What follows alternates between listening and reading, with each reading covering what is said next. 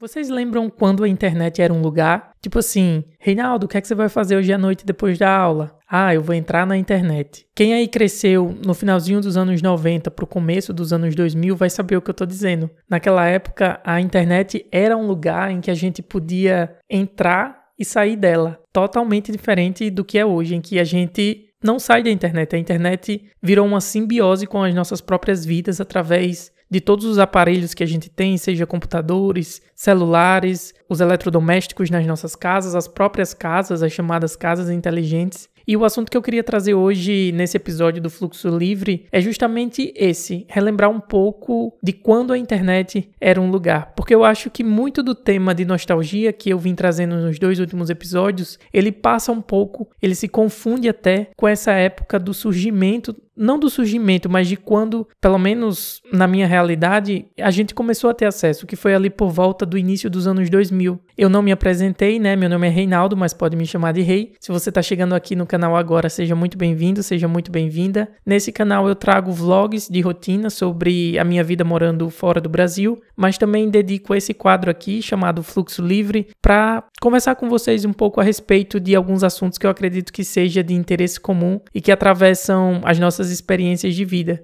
A ideia que eu tive para gravar esse vídeo veio justamente dos 2 vídeos anteriores em que eu falo um pouco sobre nostalgia. Só que aí, antes mesmo da gente ir para a questão da internet em si, eu acho que vale a pena a gente retomar um pouco um assunto que acontece e que vem até mesmo antes da questão da internet propriamente dita, que é a questão dos computadores, a chegada dos computadores. Como foi isso que, cronologicamente, obviamente, aconteceu antes da chegada da internet. Eu acho que essa questão dos computadores foi algo muito marcante porque ela determinou o início de um novo mundo que, coincidentemente ou não, estava ali atravessando exatamente a virada do milênio. A memória mais distante que eu tenho é do meu pai me levando enquanto criança, bem pequenininho, para o trabalho dele. E lá nesse trabalho dele, meu pai, na época, era servidor público da prefeitura do município, lá de onde a gente morava. E aí, meu pai, ele sempre me levava, né, pro trabalho dele. E naquela época, antes mesmo até, puxando mais para trás ainda, antes do computador, eu lembro que tinha uma máquina de datilografia. E aí, vez ou outra, eu pegava essa máquina de datilografia e digitava ali algumas coisas. Datilografava, né, que não era nem o verbo, não é nem digitar. Datilografava ali algumas coisas, mas na brincadeira mesmo. Chegou, então, a máquina, o computador, um computador que ficava lá na sala dele, desse trabalho, ficava no cantinho, assim.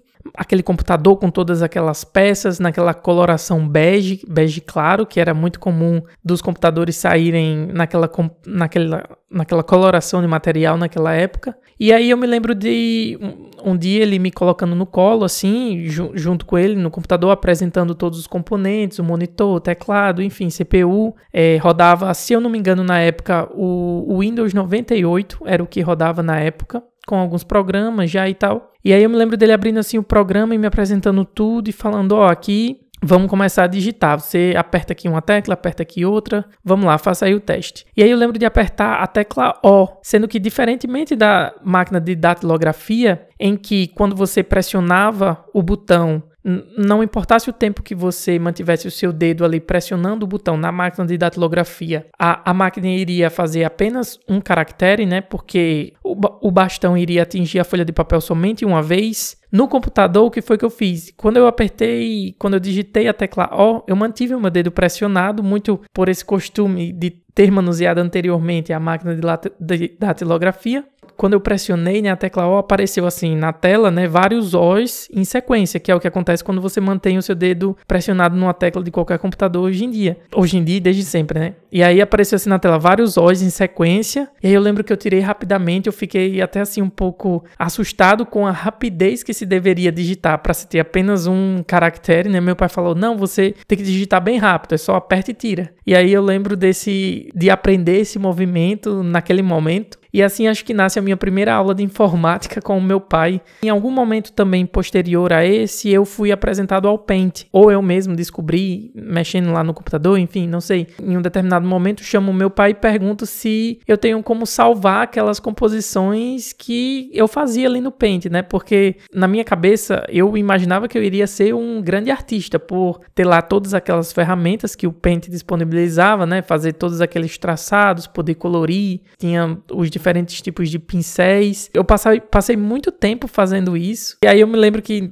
durante, né, esse momento que eu assim, chamei meu pai, perguntei a ele se era possível salvar aquelas imagens de alguma maneira, se era possível guardar. O arquivo ficava salvo no computador. E isso também para mim, essa concepção de você criar uma coisa ali e deixar guardada no computador, isso também para mim foi assim, foi uma grande revolução na minha cabeça. Eu pensei, nossa, agora eu vou criar várias obras de arte e vou deixar tudo aqui, em algum dia vou expor, e era isso que eu tinha na minha cabeça. Engraçado, né? Foi nessa época também que as aulas de informática começaram a ser introduzidas nas escolas, acredito eu. Na minha aula de informática era a aula que todo mundo mais esperava durante a semana, era um dia que tinha essa aula, e aí era numa sala diferente, era no laboratório de informática, todo climatizado, com vários computadores. Quando chegava a hora dessa aula, todo mundo corria para poder pegar o computador, e aí então é que surge a internet, né? Eu lembro que era até difícil entender o conceito de internet. Não, o que é a internet? É um lugar, é uma coisa? O que é isso? Eu lembro que um dos meus amiguinhos ali da vizinhança, ele chega de manhã dizendo que tinha aberto um local no centro da cidade, o que hoje a gente entende como lan house, mas naquela época não existia esse termo. Então tinha aberto um local de computadores no centro da cidade em que a gente poderia ir para acessar a internet. E aí eu lembro que ele veio com um papelzinho escrito um endereço de URL, que na época também a gente não sabia nem o que era URL, mas ele veio com um site, um endereço de um site escrito, né, falando assim, ó, esse site aqui é bem legal, estão falando que tem coisas aqui bem legais, coisas de terror, coisas assustadoras, coisas de crimes, que é o famoso site assustador.com.br. Eu não sei nem se esse site está no ar ainda hoje, mas eu dei uma olhada no Wayback Machine, que é um site em que você consegue ver a interface dos sites em uma determinada época do ano. Eu coloquei, né, para lembrar um pouco da interface do site assustador, e é exatamente como eu me lembro de ter visto na época quando a gente acessou pela primeira vez. Casos de terror, casos de assombração, casos de crimes, de acidentes, de pessoas desvivas, né? E era isso que a gente via quando era criança nessa época. Esse amiguinho chegou com esse papelzinho, eu lembro que estava escrito no endereço do site até o http:// tava até essa parte escrita assim. Eu fui introduzido à internet, o primeiro site que eu acessei foi sem dúvidas o Assustador. Eu fui até olhar aqui no Wayback Machine, né, e realmente diz que a maior quantidade de acessos nesse site foi entre 2004 e 2006. Eu era bem pequeno, devia ter por volta dos meus 10 anos, e bate muito com essa época que eu acredito que isso aconteceu, então faz sentido. Foi um pouco depois dessa época também, a época de muito 4Shared para baixar música, o famoso 4Shared. Baixava muita música através desse site, mas isso já foi um pouco depois dessa parte introdutória, né? Um pouco depois, já entendendo um pouco mais como é que funcionava a internet, a questão do acesso e tal. Então não somente a parte do 4Shared, mas também a parte do Orkut, que ocupou uma parte significativa, ocupou ali um momento significativo e importante desse início da internet dos anos 2000. Foi a primeira rede social, assim, realmente com cara de rede social. Tinha também o MSN, em que a gente era o primeiro site de troca de mensagens ali em tempo real. Era muito legal também, porque não era uma coisa que andava o tempo todo com você, como é o WhatsApp hoje. Você também tinha que entrar nele, né? Tinha um momento do dia para fazer isso. Então você esperava que outras pessoas também ali do seu ciclo, as pessoas que você adicionava, também estivesse para você conversar. Foi a época também muito do letras.mus.br. Teve outros sites famosos de letras de música, mas esse era o que eu usava mais, o letras.mus.br.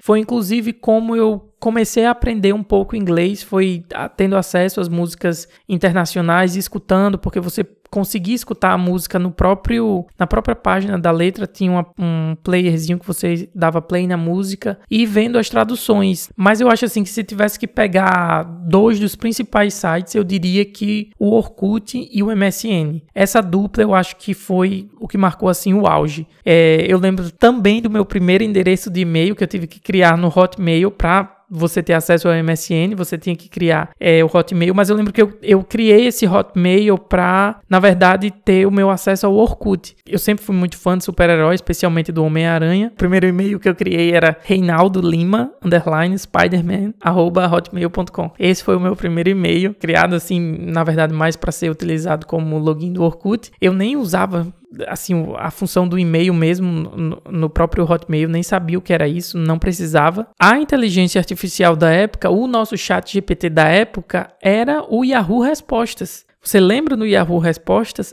Quando a gente queria uma resposta de uma pergunta muito específica, direcionada, a gente digitava lá no Google, botava o tracinho Yahoo Respostas e incrivelmente tinha alguém que já tinha perguntado sobre aquilo. Eu não entendo como que isso acontecia. Alguém chegava lá, fazia uma pergunta da mais aleatória possível e outras pessoas vinham e respondiam. E eu lembro que eu usei muito o Yahoo Respostas para fazer os meus trabalhos da escola. Tá certo que não tinha ali uma fonte muito confiável, porque era qualquer pessoa que respondia ali o que quisesse. Mas ele dava um direcionamento bom assim para as coisas. E tinham coisas muito, muito, muito banais, digamos, como abrir um recipiente usando tal coisa. Coisas assim, sabe, que hoje é muito normal a gente pesquisar numa inteligência artificial, como o ChatGPT, por exemplo. E aí, falando um pouco, né, dessa questão de fonte confiável, não confiável do Yahoo Resposta, outro site que foi presente nessa época é a Wikipédia. Eu falo Wikipédia por mania, mas na verdade eu acho que se pronuncia Wikipedia.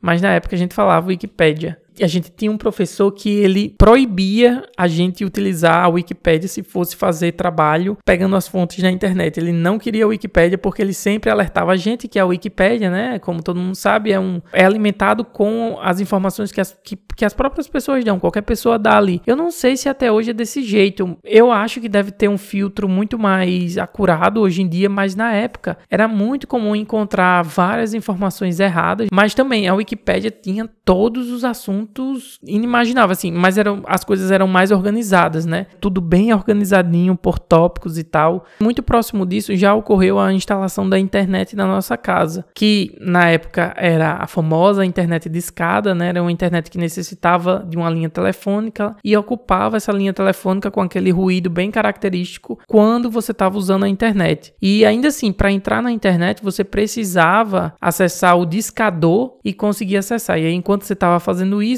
quem pegasse o telefone e escutar aquele chiado, né? Bem característico. E essa época realmente foi uma época em que, como eu falei no começo do vídeo, a internet era um lugar, né? A gente entrava e saía da internet. Eu lembro fortemente durante as aulas, eu estudava à tarde, né? A gente conversava ali entre os amigos, o que é que você vai fazer hoje? Hoje à noite, depois da aula, vou entrar na internet, vou passar 1 hora na internet. E de fato, nessa época existiu o que foi denominado como Lan House. Lá na minha cidade, geralmente 1 hora era R$1, mas você tinha Lan Houses em que a estrutura era um pouco melhorzinha, e aí 1 hora era R$1,50. Ou seja, já era um Lan House que todo mundo via assim com os olhos, meu Deus, quem vai nessa Lan House é gente rica, paga R$1,50 por 1 hora. Eram Lan Houses melhores. E aí tinha toda a parte de jogos em que você conseguia jogar ali em comunidade dentro da própria Lan House, com as próprias pessoas que estavam ali compartilhando o próprio jogo. Jogos que fizeram muito sucesso, como Counter-Strike, Weed, Tibia, todos foram jogos que marcaram bastante presença. Tem também essa questão dos fóruns, os fóruns do UOL, as salas de bate-papo, porque você conseguia filtrar por assuntos. E eu gostava muito de entrar em fóruns que falavam sobre Resident Evil, que é um dos meus jogos favoritos até hoje. A internet, ela se pretendia coletiva. Além de ser um lugar em que você podia entrar e sair, as pessoas interagiam de uma forma diferente. Assim, ela era feita para criar, de fato, uma comunidade em torno de um assunto específico. específico. O próprio Orkut, ele tinha o que é uma das coisas mais famosas dele, se não a mais famosa, a aba lá de comunidades, em que você tinha as famosas comunidades, né? Odeio acordar cedo na segunda-feira, e as pessoas se uniam em torno daqueles tópicos. Isso fortalecia também esse senso, e eu acho que era um retrato do que era a própria internet, essa questão das comunidades do Orkut. Essa característica da época da internet não ser permanente, não ser uma constante nas nossas vidas, de existir um momento em que você ligava e desligava ela, era algo que sem dúvida nenhuma fazia do próprio acesso algo muito mais saudável do que é hoje. Era uma internet sem qualquer indício do que hoje é algo bastante presente, que é isso aqui tudo chamado algoritmo. Não existia nada disso, você buscava aquilo que você queria ver. Hoje em dia o que acontece é praticamente uma invasão da nossa privacidade, com tantas sugestões por parte do algoritmo, com tantos anúncios com base naquilo que você vem pesquisando no seu histórico de busca através de todas as redes sociais, daquilo que você começa a ver e vai formando uma bola de neve, porque quanto mais você vê aquilo, mais aquilo é lhe mostrado e mais você vê aquilo. Tem também a questão dos anúncios que são feitos para você. O seu acesso, a sua experiência, ela é feita para você. Por um lado, isso é bom, mas eu acredito que existe ali um ponto em que isso passa a ser um pouco mais nocivo do que seria se também a gente conseguisse voltar um pouco mais atrás e tornar esse acesso algo mais livre. Eu sei que hoje em dia, falando assim, parece ser algo muito tópico, uma realidade que não vai voltar mais a existir por conta de todo o preço que a informação hoje em dia possui. Eu não estou querendo aqui ser a pessoa saudosista e dizer que naquela época era melhor. Assim, na verdade eu acho que eu tô. Naquela época era melhor, sim. Não vou aqui fazer média não, tá? Naquela época era melhor, sim. Porque esse início de internet eu vejo que fez parte da formação do caráter, da personalidade, construiu muito da personalidade de muita gente que hoje está na fase dos seus 30, 35 anos. Teve um papel de formação na construção de gostos, de cultura, de comportamento, de identidade de toda essa geração, entende?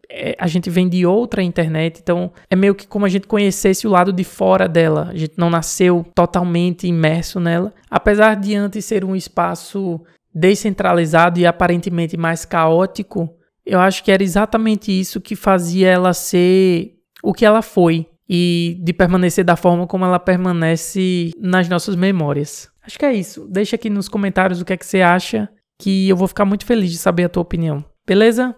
Tchau, tchau e até a próxima.